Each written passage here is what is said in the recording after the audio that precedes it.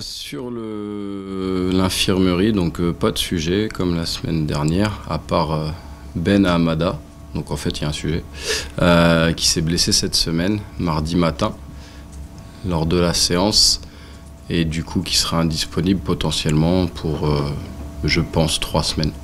On est sur des timings de préparation athlétique différents, on est sur de la mise en confiance, sur de la capacité à amener les joueurs progressivement à rentrer dans le groupe à leur meilleur niveau. Et pour le moment, il y a la satisfaction, c'est qu'on a un groupe qui est disponible, quasi à 100%, à part Ben, malheureusement, et par rapport à l'entrée qu'il a faite la semaine dernière, où là, du coup, c'est un peu ennuyeux, quoi. Mais ça fait partie du jeu, on sait que c'est un joueur qui est un peu soumis à ça.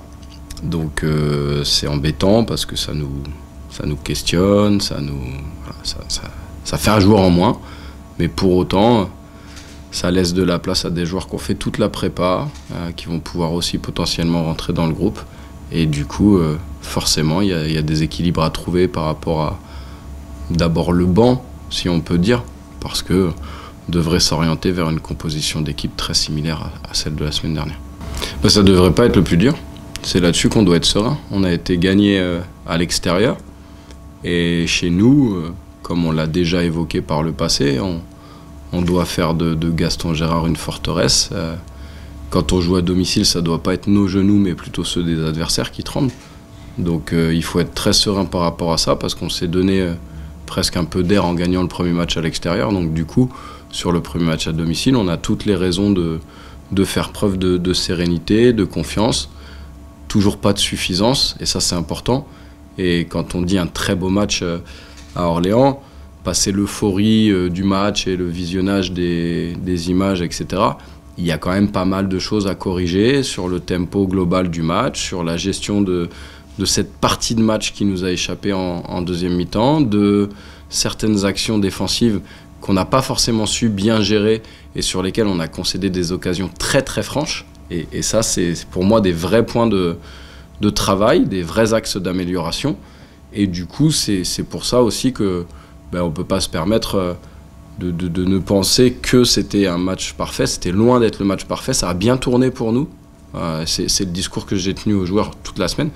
Maintenant, à nous de faire en sorte pour que chacun des matchs... c'est possible aussi que ça tourne pour nous régulièrement si on met ce qu'il faut et si on met les ingrédients. C'est pas exclu.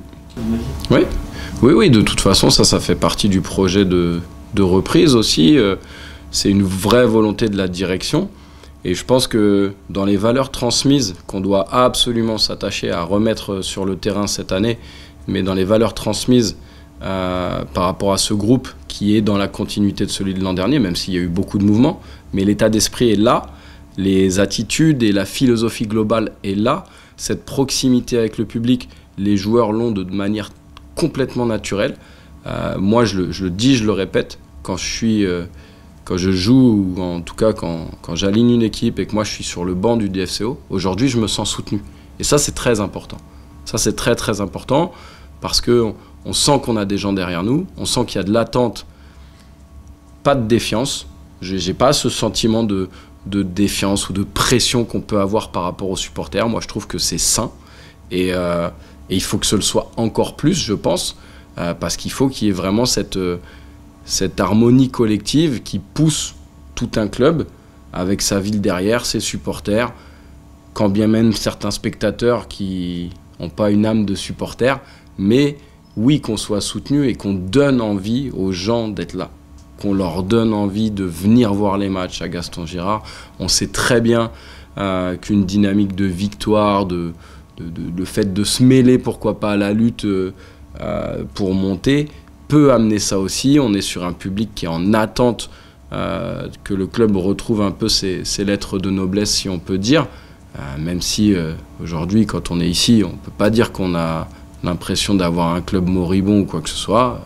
Même si le niveau sportif est discutable, on a une équipe féminine en première ligue Arkema, on a des 19 qui performent l'an dernier, on a une équipe de nationale qui renvoie de bons signaux dans les valeurs, des jeunes et un centre de formation qui a été maintenu. Le club est très très loin d'être d'être moribond, comme je le dis. Il y a des belles choses à faire ici avec le DFCO. Et oui, c'est notre rôle, tout comme les autres équipes, d'amener cette osmose, cette harmonie, ce soutien du public. Ça tient qu'à nous, hein, ça tient pas à eux. Même si c'est vrai que les gros publics de supporters, et j'insiste sur le thème supporters parce que ça peut faire parfois toute la différence, ne souffrent pas du niveau de performance de leur équipe. On le voit à l'image de Bordeaux aujourd'hui qui est en N2 et qui joue régulièrement devant 10 000 personnes. Aujourd'hui, c'est vrai que nous, en tant que footballeurs, j'inclus l'entraîneur dans les footballeurs, on a envie de ça.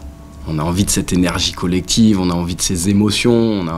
C'est les choses, c'est les bons côtés vraiment du foot. Quand ça se passe bien, qu'il n'y a pas d'histoire avec les supporters adverses, etc. Quand on se concentre vraiment sur le foot, ça c'est vraiment génial.